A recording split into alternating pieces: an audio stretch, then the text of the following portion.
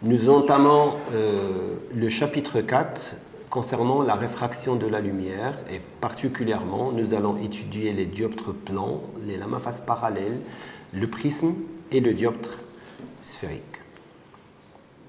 Donc nous pouvons d'abord définir la réfraction comme étant le changement de direction d'un rayon lumineux quand ce dernier passe d'un milieu transparent et homogène d'indice n à un autre milieu homogène et transparent d'indice différent n'. Pour le dioptre plan, il peut être défini comme étant une surface plane séparant deux milieux homogènes transparents d'indices différents.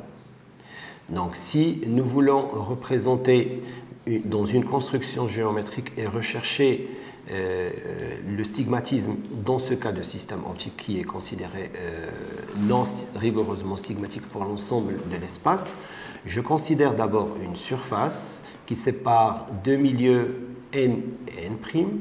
Je considère un point objet A qui envoie un rayon lumineux vers le point I situé sur la surface. Si n' est supérieur à n, le rayon IR va se rapprocher de la normale et donc j'aurai le rayon AI avec un angle d'incidence par rapport à la normale qui est I et j'aurai IR, rayon réfracté avec un angle de réfraction qui est I' plus petit que I, comme ça a été discuté dans le chapitre 1. Alors, le rayon AS qui est plutôt normal à la surface va traverser sans déviation parce que I égale à 0 dans ce cas et R, angle de réfraction, est aussi égal à 0. Les rayons IR et SX ne vont pas se rencontrer dans l'espace image réelle, mais plutôt le prolongement vers l'arrière et va former le point A'. A' est considéré comme image virtuelle du point objet A réel. Alors, si nous voulons établir la relation de conjugaison du dioptre plan, nous pouvons considérer que l'angle I, c'est aussi l'angle IAS, et nous pouvons considérer que l'angle I', c'est aussi l'angle IA'S. Nous pouvons écrire, d'après ça, que SI est égal à SA tangente de I, mais c'est aussi SA' tangente de I'. Donc, SA' égale à SA tangente de I sur tangente de I'. Ça veut dire que SA', c'est la position de l'image par rapport à la surface, c'est une fonction qui dépend de l'angle d'incidence. Et dans ce cas, si I varie, la position de l'image varie. Et on ne peut pas avoir le stigmatisme parfait.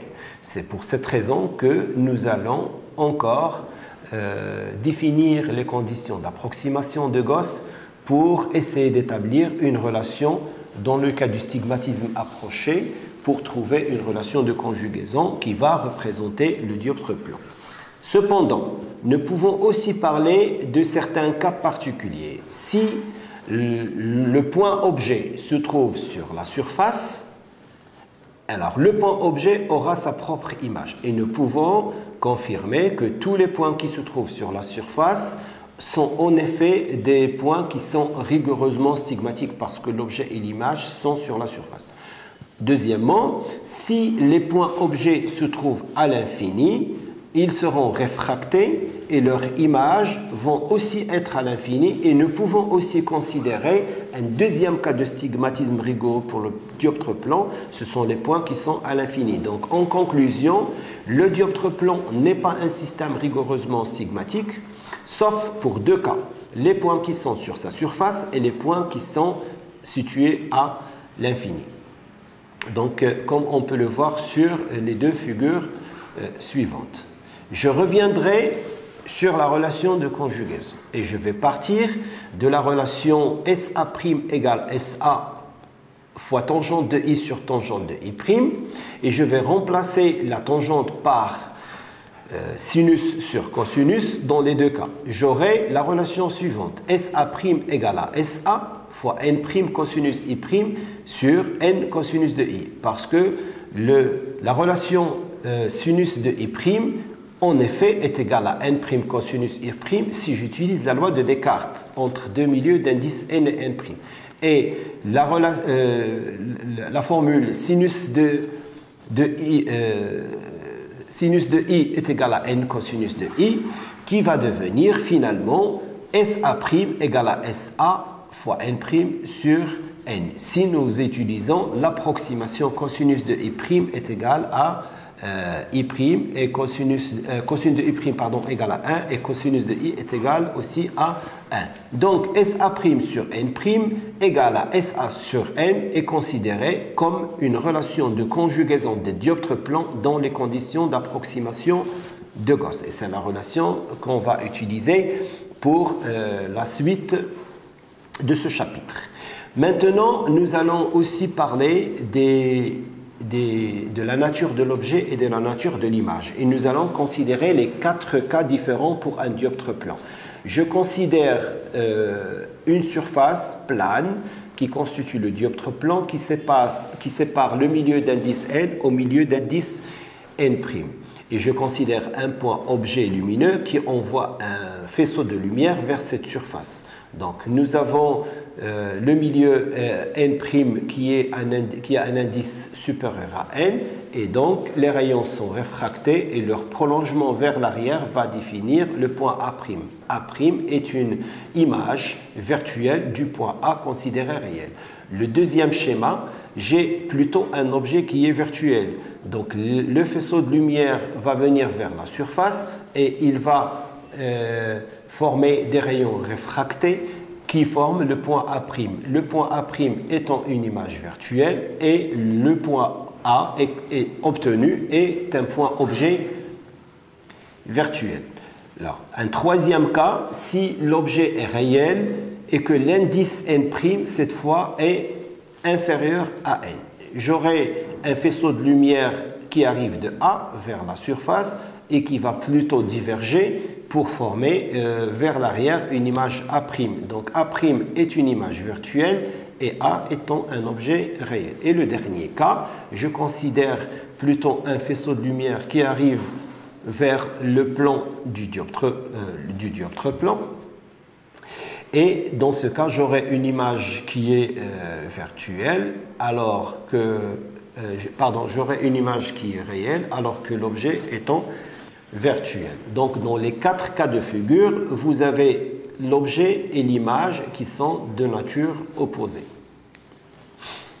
Alors, si maintenant ne prenons pas un point ponctuel, si nous considérons un objet étendu AB, donc un objet réel qui émet une lumière qui arrive sur le dioptre plan, nous formons juste à côté, vers l'avant, un objet et une image qui est virtuelle A'B', et dans ce cas, nous pouvons montrer rapidement que la taille de l'image est égale à la taille de l'objet, et donc le grandissement linéaire ou transversal est égal à A1. Bien, nous allons passer à une application des dioptres plans et nous allons considérer une lame à face parallèle d'épaisseur E d'indice n qui plonge dans un milieu qui est l'air. Alors, nous avons le dioptre D1 qui sépare l'air de n et nous avons le dioptre D2 qui sépare n de l'air. Nous considérons E l'épaisseur de cette lame. Et on va considérer un point lumineux qui envoie un rayon incident au point I à la frontière du dioptre D1. Donc D1 sera le dioptre RN et D2 sera le dioptre NR. Ce rayon incident va constituer avec la normale perpendiculaire au point I à la surface du dioptre un angle d'incidence I. Puisque n est supérieur à 1, je représente au pointillé la direction d'incidence et nous allons nous approcher de la normale puisque le milieu n est plus réfringent que l'air. Et donc, je définis l'angle R, qui est l'angle de réfraction entre la normale toujours et le rayon réfracté, et je note le point J. Sur la face D2, je retrace la normale, et donc je passe d'un milieu d'indice N vers l'air, et je vais m'éloigner de la normale une autre fois. Et j'appelle cet angle l'angle I', toujours par rapport à ma normale. Je considère la loi de Descartes au point I et j'aurai l'indice de l'air fois le sinus de I égale l'indice de la lame de verre fois le sinus de R. Sur le dioptre D2 au point I', où j'ai appelé ça J, j'ai N sinus parce que l'angle d'incidence c'est le même, c'est des angles alternes internes. Donc j'ai N sinus R égale à 1 sinus I'. Et I' est l'angle d'émergence quand le rayon JR quitte la lame. D'après cette relation et la suivante, je peux conclure que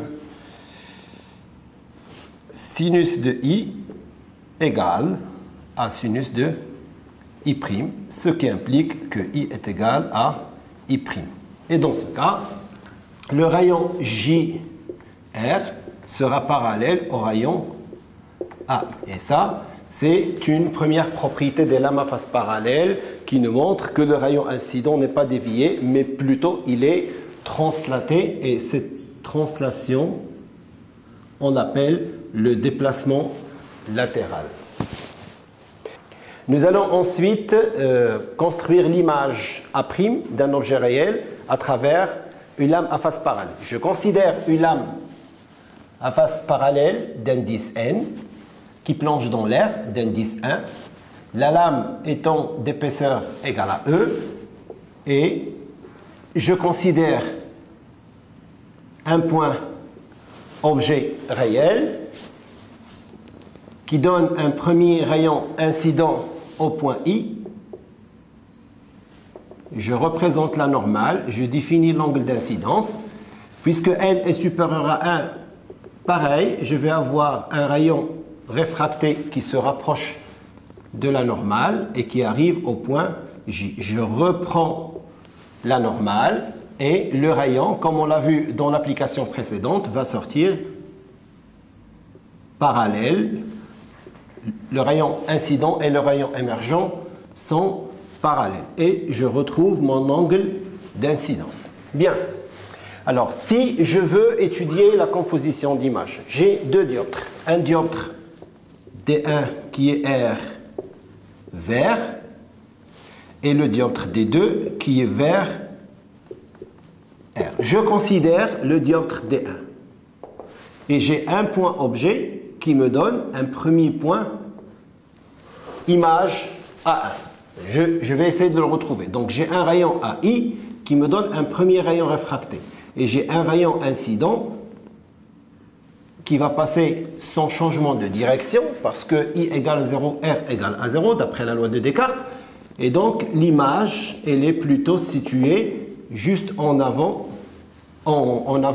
du point A. Donc ce point qui est là va être le point A1 qui est l'image de A à travers le dioptre D1.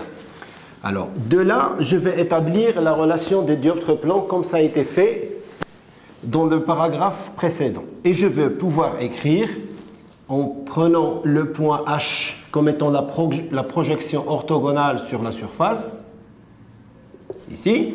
Et donc j'ai H à 1, valeur algébrique. H à 1 et A1, c'est un prolongement d'un rayon qui vient du milieu N. Donc sur N, égale à H A sur 1. Ça, c'est la relation de conjugaison dans le cas d'un dioptre plan D1 qui sépare 1 de N. Je considère maintenant le dioptre D2 Et c'est le dioptre qui me permet, des deux, qui me permet d'avoir une image de ce point A1 qui est donnée par le rayon JR. Et ce point-là va être l'image finale à travers la lame à face parallèle et qui est issue de ce dioptre D2. Donc, le rayon AI est réfracté pour donner une image A1. Le rayon IJ est réfracté pour donner une image finale A'. Alors, j'applique la relation de conjugaison pareil. Je vais avoir A1 comme objet. Ici, c'est D1. Et là, c'est D2 qui me donne une image finale. Et je vais considérer un deuxième point H', c'est la projection orthogonale sur la face D2 du dioptre plan. Et je vais avoir H', A', image finale. Donc H', A'. Ce point A', c'est le prolongement d'un rayon qui arrive d'un milieu d'indice 1. Donc sur 1 égale à H' A1, qui est considéré comme étant l'objet, sur N. Et c'est la deuxième relation de conjugaison. Donc nous avons HA1 sur N égale à HA sur 1, et nous avons H'A' sur 1 égale à H'A1 sur N. Alors des deux relations, je vais chercher la position de l'image A'. Donc A', c'est cette distance qui est là.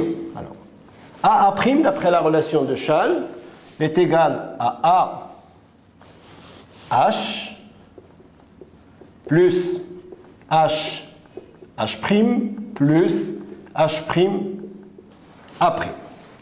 Sachant que H' est égal à l'épaisseur E. Je vais avoir E dans mon expression. Et AH, d'après cette expression, est égal à AH est égal à A1H sur N. Donc égal à A1H sur N plus, toujours valeur algébrique, plus E, plus H', A' est égal à H'A1 sur N. H'A1 sur N. Donc je vais avoir E plus 1 sur N facteur de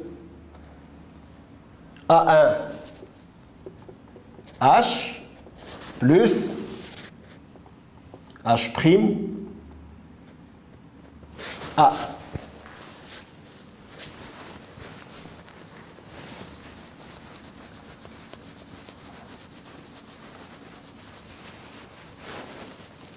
Donc, A', je reprends ici, A' égale AE plus 1 sur N, facteur A1H plus H'A1, c'est moins H'.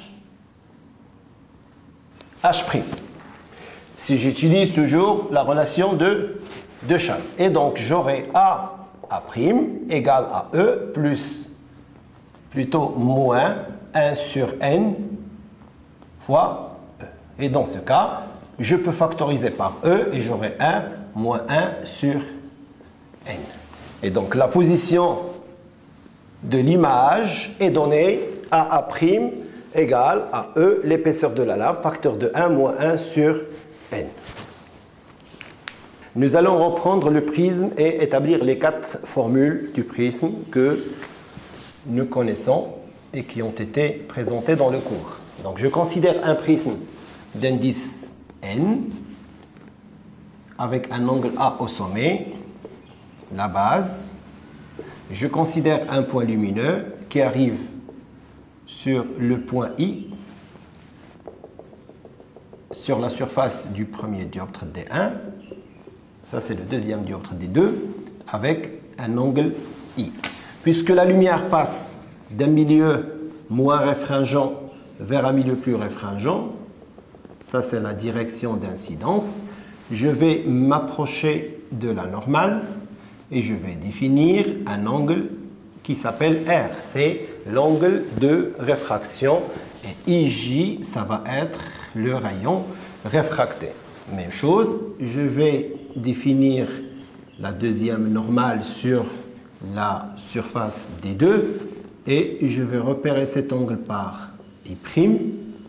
Et puisque je passe d'un milieu d'indice plus élevé vers l'air, je vais m'éloigner de la normale et je vérifie la propriété des prismes qui permet de ramener la lumière vers sa base. Et je définis I'. Alors, nous avons pour ce prisme la première loi de Descartes sur le dioptre D1. Donc, en D1, je peux écrire que 1 sinus de I égale N sinus de R. Et ça va être la première loi. Sinus de I égale N sinus de R. Pour le dioptre D2, sur la deuxième face, j'ai au point I N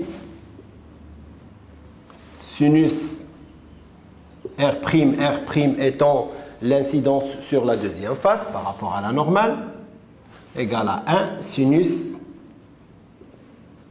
I'. Il reste deux autres relations et concernent les angles.